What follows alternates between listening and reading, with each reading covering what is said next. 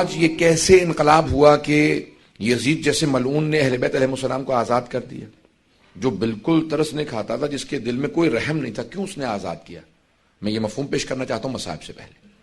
کون سی ایسی شے تھی جس کی وجہ سے وہ خوف زدہ تھا، ڈر گیا تھا؟ اس کے دل میں کوئی ایمان تو تھا نہیں. وہ خدا ہی کو نہیں مانتا تھا، پیغمبر کو نہیں مانتا تھا، تو اس نے آل رسول کو کیا ماننا تھا؟ نہ قرآن کو مانتا تھا. ہے نا اشعار شیعہ سنی تمام مورخین نے لکھے ہیں کہ اس کے ہاتھ میں شراب کا جام تھا، قرآن کے ورقے رکھے ہوئے تھے، اس پہ رکھتا جاتا تھا شراب کو. جب وہ اہل بیت کو لایا گیا اور بار بار یہ اشعار پڑھتا تھا، لعبت ہاشم بالملک فلا وہی نزل ولا ملک جاء. یہ بنی ہاشم نے کھیل کھیلا، ایک کو نبی بنا دیا، کسی کو علی کہہ دیا، کسی کو حمزہ، اور یہ بنو امیہ کو نیچے دکھانے کے لیے کہہ دیا کہ خدا ہے، نہ خدا کو مانتا ہوں. یہ یزید کہہ رہا تھا شراب پی کے، نشے میں شراب کے جب آل رسول لائے جا رہے تھے، کہا نہ میں خدا کو مانتا ہوں، نہ رسول کو، نہ قرآن کو، نہ وحی کو، کسی چیز کو نہیں مانتا. یہ سب کچھ معاذ اللہ استغفر اللہ رب، یہ سب کچھ جھوٹ ہے. یہ بار بار کہہ رہا تھا. تو بعض لوگ بعض کا نادانی میں کہتے ہیں وہ صرف اہل بیت کو نہیں مانتا تھا، باقی سب کچھ مانتا تھا. یزید کسی شے کو نہیں مانتا تھا، نہ خدا پہ اس کا ایمان تھا، نہ رسول پہ، نہ قرآن پہ، کسی شے پہ ایمان نہیں تھا. توہین کر رہا تھا. اس لیے زیدان گرامی علیہ السلام نے کہا کہ اس نے پوری کوشش کی کہ جتنے بھی آثار ہیں وہ ختم کر دیے جائیں. اب وہ میں خطبے میں پیش کر چکا ہوں جناب زینب کبریٰ کے متعلق، جو میں نے خطبہ پیش کیا تھا اس میں تفصیل سے نے پیش کیا کہ بی بی نے پورے دربار کا ماحول منقلب کر دیا تھا. اس لیے اس نے خطبے کی امام سجاد کو اجازت دی تھی، وہ اللہ اجازت نہیں دینا چاہتا تھا. امام خطبہ دیتے تھے، زنجیروں میں ہاتھ ڈال کے وہ بٹھا دیتے تھے، توق جو خاردار تھا گلے میں اس کو ہلاتے تھے، امام دوبارہ بٹھا دیے جاتے تھے کہ نہیں آپ خطبہ نہیں دے سکتے، کیونکہ یزید جانتا تھا اگر امام نے ایک خطبہ دیا تو پورا انقلاب برپا ہو جائے گا. اب کیا ہوا ایسا؟ علامہ مجلسی نے بحار الانوار میں ایک روایت کو نقل کیا ہے، میں صرف اس کو پڑھوں گا اور وہی تمہید ہوگی، مقدمہ ہوگا مصائب کا. اگر میں پورا پیش کر سکا تو پورا مصائب پیش کروں گا. آج مجھے 40 کے صرف مصائب پیش کرنا ہے کہ کیسے علامہ مجلسی کہتے ہیں کہ ایک عیسائی گزر رہا تھا جو اپنی بیٹی اور بیوی کے ساتھ شام آیا تھا، دمشق آیا تھا. اس کے زادرہ ختم ہو گیا. جب سب پیسے ختم ہو گئے تو اس نے سوچا کہ کیا کروں، بادشاہ کے سامنے کوئی تحفہ دوں گا تو وہ اس کے بدلے میں مجھے کوئی انعام دے گا، پیسے دے گا، تو مسلمانوں کے بادشاہ کو کوئی تحفہ دے دیتا ہوں. سوچنے لگا، پھر اس نے کہا کہ ایک ہرنی کو میں کہیں سے شکار کرتا ہوں. گیا، جا کے دیکھا ایک ہرنی بہت خوبصورت تھی، گلے میں رسی ڈالی، گھسیٹتا ہوا جا رہا تھا کہ اچانک زندان کے دروازے پہ ہرنی رک گئی. اس نے بہت کوشش کی، کہا کہ اتنا زور لگا رہا ہوں لیکن کھینچا نہیں جا سکتا. کھینچتا رہا، اچانک اس نے رسی کو ڈھیلا کیا، دھکیلنے لگا، ہرنی بہت تیزی سے زندان کے دروازے پہ آئی. اور علامہ مجلسی کہتے ہیں بحار الانوار میں کہ اس نے فصیح عربی زبان میں کہا السلام علیک یا ابن رسول اللہ. وہ عیسائی تھا، پریشان ہونے لگا کہ یہ کیا کیفیت ہے، جانور بول رہے ہیں. بڑا پریشان ہو کے آگے بڑھا دیکھنے کے لیے کہ زندان میں کون ہے جسے یہ ہرنی نے فصیح عربی زبان میں سلام کیا. تو ایک مرتبہ جب آگے بڑھا تو دیکھا کہ ایک جلا ہوا امامے کا کپڑا ہے کسی کے سر کے نیچے، اور کچھ مستورات بیٹھی ہوئی ہیں، کچھ بچے باقی رہ گئے ہیں. میں نے آج صبح کی مجلس میں کہا تھا نا، جب آل رسول مدینے سے جا رہے تھے نا کربلا تو 46 بچے ساتھ تھے، 46 چلڈرن تھے، 46، اور جب واپس جا رہے تھے تو 10 بچے بھی نہیں رہ گئے تھے. نہ جانے کتنے بچوں کی شہادتیں ہوئی ہیں. آگے بڑھ کے دیکھنے لگا. امام سجاد فوراً اٹھے، زندان کے دروازے پہ آئے، اور ایک مرتبہ اس نے امام کی طرف دیکھا کہ آپ کون ہیں، آپ اس زندان میں کیوں ہیں، یہ ہرنی کیوں بول رہی ہے، اور آپ کا مقام کسی کو کیوں معلوم نہیں. امام نے ہرنی کی طرف دیکھا، دیکھنے کے بعد کہا کہ یہ ہرنی مجھ سے صرف اتنا کہہ رہی ہے کہ مجھے اتنی دیر کی مہلت دلا دیں، میرے 2 بچے ہیں اس پہاڑ کے پیچھے، میں انہیں دودھ پلا کے واپس آ جاؤں. امام نے پلٹ کے اس عیسائی سے کہا میں تجھے ضمانت دیتا ہوں یہ ہرنی واپس آ جائے گی، بس اسے اتنی مہلت دے دے، اپنے بچوں کو دودھ پلا دے. اس نے فوراً اس ہرنی کو آزاد کر دیا. کہا میں نے آپ کی وجہ سے اسے آزاد کر دیا، یہ ہرنی آپ سے مہلت مانگ رہی ہے، یہ آپ کو کیسے معلوم؟ امام نے کیسے آزاد کر دے، میں حجت خدا ہوں. کہا آپ کون ہیں؟ کہا تو نے مسلمانوں کے آخر نبی جو ہیں، نبی آخر زمان، ان کا نام سن رکھا ہے؟ کہا ہاں، محمد مصطفیٰ. کہا کہ ان کے 2 نواسے تھے، حسن و حسین، میں حسین کا بیٹا ہوں. اب وہ تڑپنے لگا. کہا یہ سارے مسلمان ہیں اس شہر کے اندر، اور ان میں سے کوئی بھی آپ کی حرمت کو نہیں جانتا، کوئی آپ کے مقام و عظمت کو نہیں سمجھتا. ایک مرتبہ اس نے گھروں پہ جانا شروع کیا، دروازوں پہ دستک دینا شروع کی، مسلمانوں باہر آ جاؤ، یہ تمہارے نبی کی ذریت ہے جو قید خانے میں، یہ آل نبی ہیں جو تمہارے قید خانوں میں ہیں. مسلمان باہر نکلتے. وہ ایک مرتبہ آ کے پوچھنے لگا یہ مستورات کون ہے؟ کہ یہ نبی کی نواسیاں ہیں. یہ علی کی بیٹیاں ہیں. جب اس نے زیادہ شور مچایا تو یزید کے جو سپاہی تھے انہوں نے اس کو گرفتار کر لیا. علامہ مجلسی کہتے ہیں کہ انہوں نے اس کا سر قلم کیا, اسے مار دیا اور جا کے مدینے سے دمشق سے باہر اس کو پھینک دیا یا دفنا دیا قبر کے اندر. جب دفنا دیا تو اس کی بیٹی نے اور اس کی بیوی نے سنا کہ ہمارے شوہر کو کسی قیدی کی وجہ سے مار دیا گیا ہے. وہ فوراً تلاش کرتی ہوئی دمشق کے باہر اسی قید خانے کے سامنے کھڑی ہوئی. کہا کہ آپ کون ہیں؟ امام سجاد سمجھ گئے. کیا بات ہے؟ کہ ہمارا ایک ہی سہارا تھا وہ بھی آپ نے چھین لیا. امام نے ایک مرتبہ اعجاز سے زندان کے دروازے کھلے, کا میرے ساتھ چل. اور امام اس مقام پہ پہنچے جہاں پہ قبر تھی. کا پروردگارا میری مظلومیت کا واسطہ. ایک مرتبہ قبر کھلی, وہ باہر اٹھا, امام کی قدموں میں گرا, کہا میں آپ پہ ایمان لے کے آتا ہوں, میں گواہی دیتا ہوں آپ حجت خدا ہیں. امام نے کہا واپس چلا جا, تیری زوجہ اور تیری بیٹی بہت پریشان تھے. جب جانے لگے تو امام نے خاتون سے کہا کہ ہم سہارے چھینتے نہیں ہیں, ہم سہارے عطا کرتے ہیں. بس اس کے بعد ایک مرتبہ ایسا ماحول بنا, ہر دمشق کے گھر کے اندر باتیں ہونے لگی کہ کوئی یہ قیدی یہاں آل رسول ہیں, وہ عیسائی کہہ کے گیا تھا. اب ہر جگہ پہ جب باتیں ہونے لگی یزید کے خلاف, سب لوگ گفتگو چیمیں گوئیاں کرنے لگے کہ یزید نے آل رسول کو قیدی بنا رکھا ہے. تو یزید نے کہا ان کو یہاں سے بھیج دو, واپس مدینے چلے جائیں, اب یہ میرے خلاف کچھ نہیں کر سکتے, یہ بیویاں ختم ہو چکی ہیں, ان کو قید کے اندر اتنی مسلسل سختیاں آئی ہیں کہ یہ میرے خلاف کچھ نہیں کر سکتے.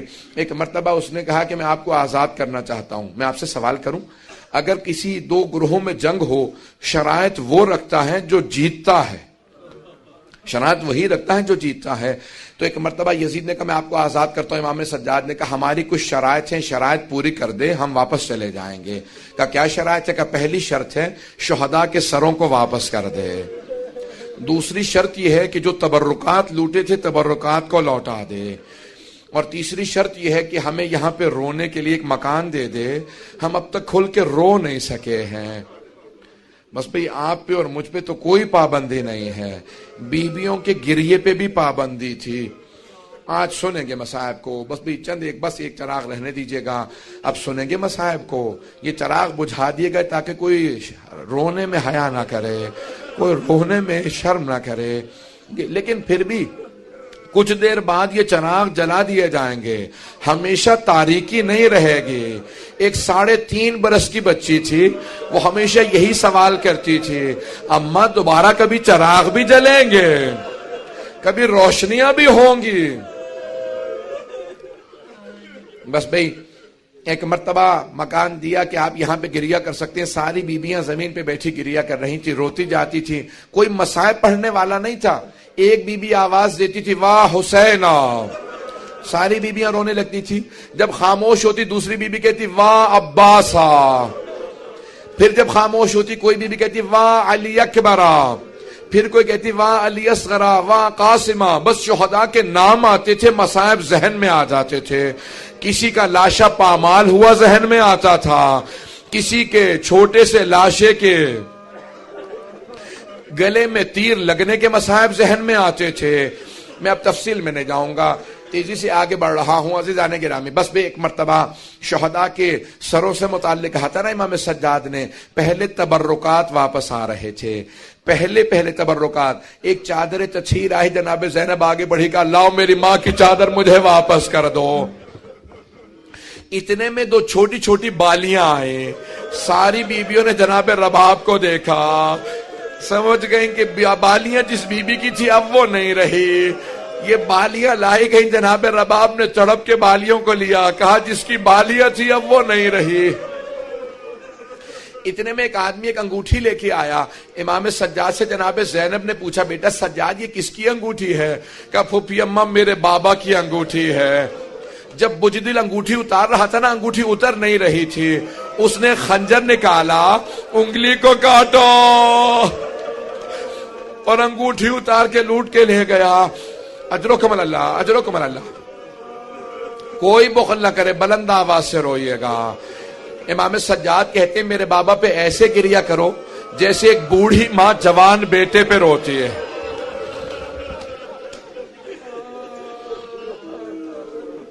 بس بھئی تبرکات کے میں نے سارا چھوڑ دیا مضمون, بہت تیزی سے آگے بڑھ رہا ہوں. تبرکات آ چکے، اب ایک مرتبہ شہداء کے سر واپس آنے لگے۔ پہلا جو سر آیا بڑا ننھا سا سر تھا، جناب رباب نے اپنے برقعے کا دامن پھیلایا کہ اللہ علی اصغر کا سر مجھے دے دو۔ بی بی نے کچھ دیر سر لے کے گریا کیا، پھر ایک سوال کیا، علی اصغر اب مثلوں کا تنہر، بیٹا کہ تجھ جیسے بچوں کو بھی نہر کیا جاتا ہے؟ بیٹا اونٹوں کو نہر کیا جاتا ہے۔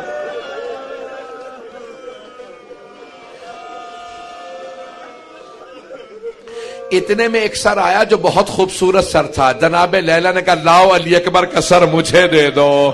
بی بی نے کہا علی اکبر تیرے بغیر جینا ماں کا بڑا مشکل ہے۔ اتنے میں ایک سر آیا، جناب ام فروا آگے بڑھی، سر کو لینے کے بعد کہا قاسم جب آپ خیمے سے گئے تھے آپ کے چہرے پہ گھوڑوں کی ٹاپوں کے نشان نہیں تھے۔ بس بھائی سر آتے رہے۔ اتنے میں ایک سر آیا، اسے نیزے سے نہیں اتارا گیا تھا، اسے ایک تھیلے سے نکالا گیا تھا۔ جناب ام کلثوم آگے بڑھی کہا لاؤ عباس کا سر مجھے دے دو۔ بس بھئی اتنے میں دو سر اور آئے، ساری بیویوں نے جناب زینب کو دیکھا۔ آپ کے ذہنوں میں مصائب ہے، میں نے اشارہ صرف کرنا تھا۔ جناب فضہ نے جب اس نے بار بار پوچھا، جناب فضہ نے کہا یہ دو سر مجھے دے دو، میری آقا زادی کے بیٹے ہیں۔ کہا بی بی بیٹوں سے ودا تو کر لیجئے۔ کہا فضہ میں علی کی بیٹی ہوں، صدقہ دے کے واپس نہیں لیتی۔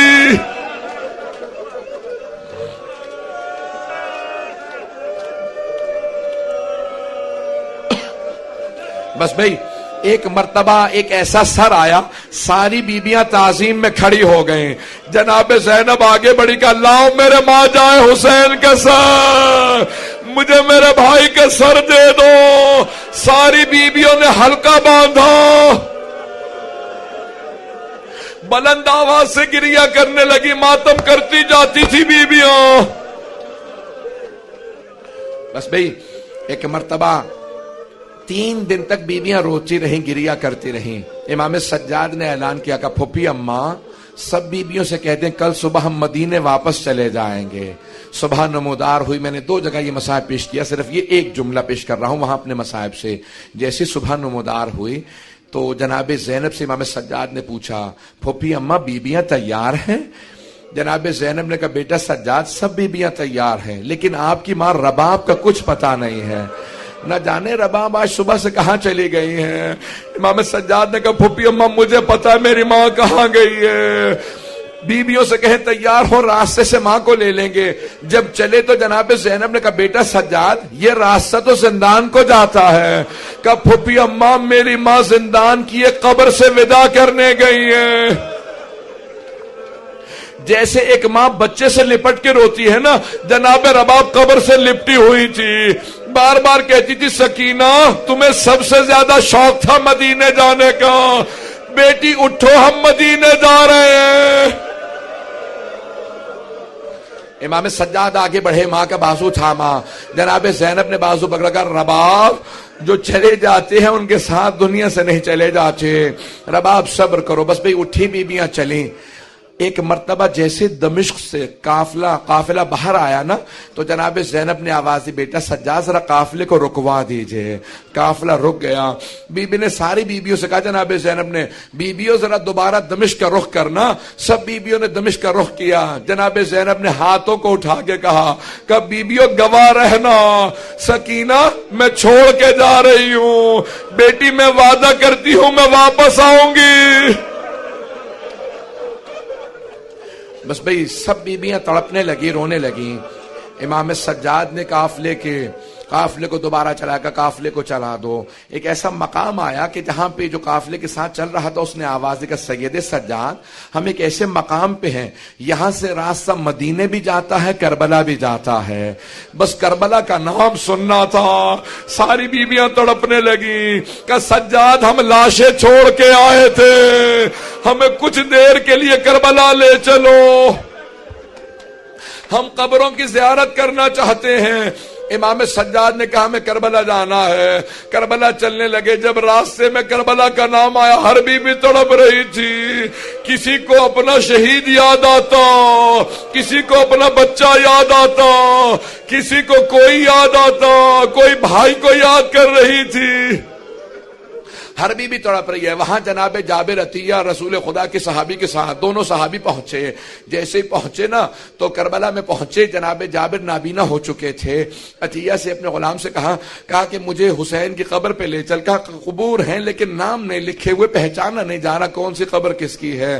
تو جناب جابر نے آواز دیا حسین میں جب بھی آپ سے ملنے آتا تھا مجھے گلے لگاتے تھے. اے حسین میں مدینے سے آیا ہوں, کچھ دیر کے لیے مجھے گلے لگا لیجئے.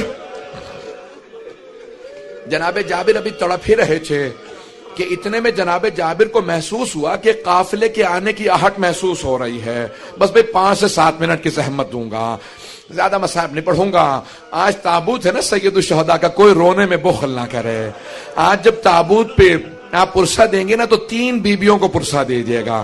جناب سیدہ کو کہے گا بی بی آپ کے بیٹے کی شہادت کا بڑا افسوس ہے, بی بی لاشے کے پامال ہونے کا بڑا افسوس ہے. دوسری بی بی جناب زینب کبریٰ کہے گا بی بی آپ نے اپنے بھائی کو لاشے کو پامال ہوتے دیکھا تھا, شمر کو خنجر چلاتے دیکھا تھا. اور تیسری کون سی بی بی ہے جسے پرسہ دینا ہے؟ تیسری بی بی جو 3.5 برس کی بی بی, حسین کے سینے پہ سونے والی بی بی. اجرکم اللہ, اجرکم اللہ. بھئی تھک تو نہیں گئے آپ لوگ؟ مسلسل رونا بڑا مشکل کام ہے آپ مسلسل رو رہے ہیں نا, مسلسل رونا جناب زینب کا کام ہے, یہ مسلسل رونا سید سجاد کا کام. ایک مرتبہ جابر نے جب آہٹ محسوس کی کوئی قافلہ آ رہا ہے, فوراً عطیہ سے پوچھا کہ ابھی قافلہ آ رہا ہے, قافلہ کس کا ہے؟ کہ اگر یہ میرے مولا سجاد ہوئے میں تجھے آزاد کر دوں گا. ایک مرتبہ غلام نے پوچھا اپنے مولا کی کوئی علامت تو بتائیں. کہ میرا مولا 23 برس کا جوان ہے, میرا مولا بڑا قداور ہے, میرے مولا کی کمر بڑی مضبوط ہے, میرے مولا کے بازو بڑے مضبوط ہیں. غلام نے دور سے دیکھا کہ یہ آپ کے مولا نہیں ہے. کہ کیوں؟ کہ ان کی داڑھی سفید ہے, کمر جھکی ہوئی ہے.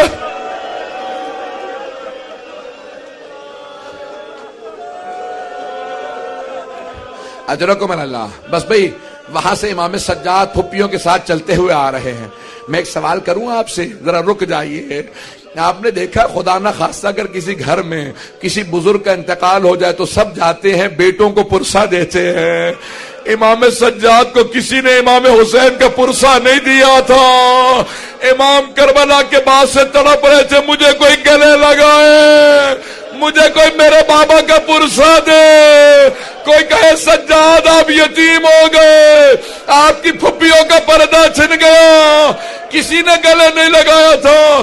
جیسے ہی امام سجاد کی جناب جابر پہ نگاہ پڑی, خود ہی آگے بڑھے, جناب جابر کو گلے سے لگایا. جیسے کوئی کئی دنوں سے کسی اپنے کو تلاش کر رہا ہو, گلے لگا کے کہا جابر ہاں ہونا قتلا رجالنا.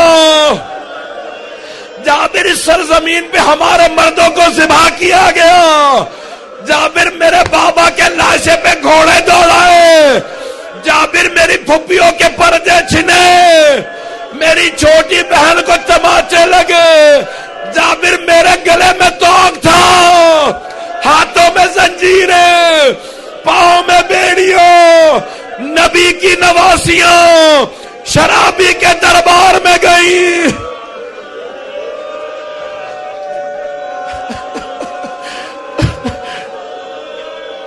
جناب جابر تڑپنے لگے, رونے لگے بلند آواز سے. جب بہت روئے تو جناب امام سجاد نے کہا جابر میں آپ سے کہوں گا کچھ دیر کے لیے دور چلے جائیے. جناب جابر نے کہا مولا میں تو نابینا ہوں, کچھ دیکھ نہیں پاتا, میں کچھ نہیں دیکھ سکتا, اپنی پھپھیوں کو بلا لے. مولا نے کہا جابر آپ دیکھ نہیں سکتے, سن تو سکتے. ابھی میری پھپھیاں بیان کریں گی, کوئی کسی قبر پہ گرے گی, کوئی کسی قبر پہ. جابر ذرا دور چلے جاؤ, میری پھپھیاں بیان کریں گی.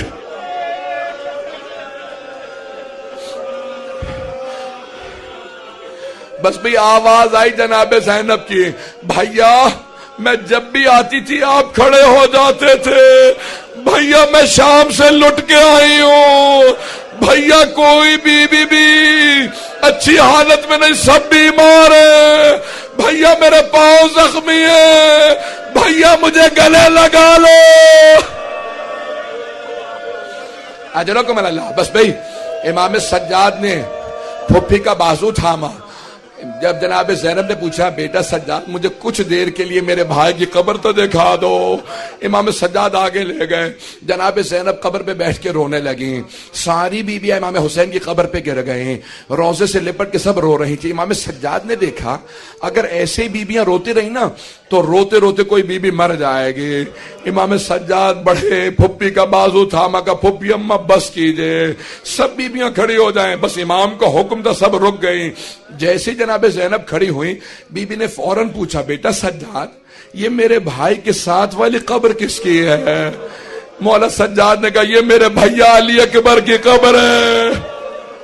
ساری بیویاں دوبارہ جناب علی اکبر کی قبر پہ گر گئیں، تڑپ کے رونے لگی۔ پھر امام سجاد نے اٹھایا، پھر جناب زینب نے پوچھا یہ والا گنج شہداء میں یہ قبر کس کی؟ کہا یہ قاسم کی، پھر کہا یہ اون محمد، سب کی قبریں بتاتے رہے۔ ایک مرتبہ جناب زینب نے تڑپ کے پوچھا بیٹا سجاد آپ نے ساری قبریں بتا دی لیکن میرے بھیا عباس کی قبر نہیں بتائے۔ امام سجاد نے کہا پھپھی اماں میرے چچا کا روضہ فرات کے کنارے ہے، میرے ساتھ چلے میں آپ کو چچا کی قبر پہ لے جاؤں۔ جیسے ہی بیویاں چلی جناب زینب نے بیویوں کا راستہ روک لیا، کہا بیویوں میرے بھیا عباس کو سب کچھ بتا دینا، بتا دینا ہمیں شرابی کے دربار لے گئے تھے، بتا دینا ہمیں تازیانے مارے گئے تھے، لیکن مت بتانا بیویوں میرے بھیا عباس کو مت بتانا، مت بتانا سکینہ شام میں رہ گئے، میرے بھائی کی غیرت برداشت نہیں کرے گی۔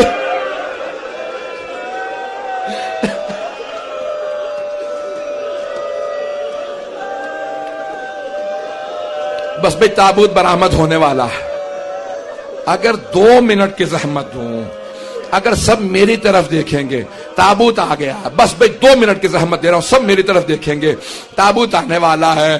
ابھی جب تابوت آئے گا نا وہ حسین جن کا تابوت نہیں اٹھا، امام سجاد جب دفنانے کے لیے کھڑے ہوئے لاشے پہ اتنے زخم تھے، مدینے کا رخ کیا، کہا نانا ذرا میری مدد کیجئے، پھر نجف کا رخ کیا، کہا دادا علی مرتضی میری مدد کرے، جنت البقیع کا رخ کیا ہے چچا حسن مجتبی مدد کیجئے۔ اگر دیکھ سکیں کٹے ہوئے گلے کے نیچے رسول عربی نے ہاتھ رکھے، ٹوٹی ہوئی پسلیوں کے نیچے علی مرتضی نے ہاتھ رکھے، قدموں کے نیچے حسن مجتبی نے، جب سب نے مل کے لاشا اٹھایا، امام سجاد قبر میں تھے، جب لاشا لینے لگے ایک بی بی کنارے کھڑی تھی، کہا سجاد ذرا آرام سے لاشا لینا، میں نے چکیاں پیس کے بالا تھا، میرا بیٹا بڑا زخموں سے چور چور ہے۔ ماتم حسین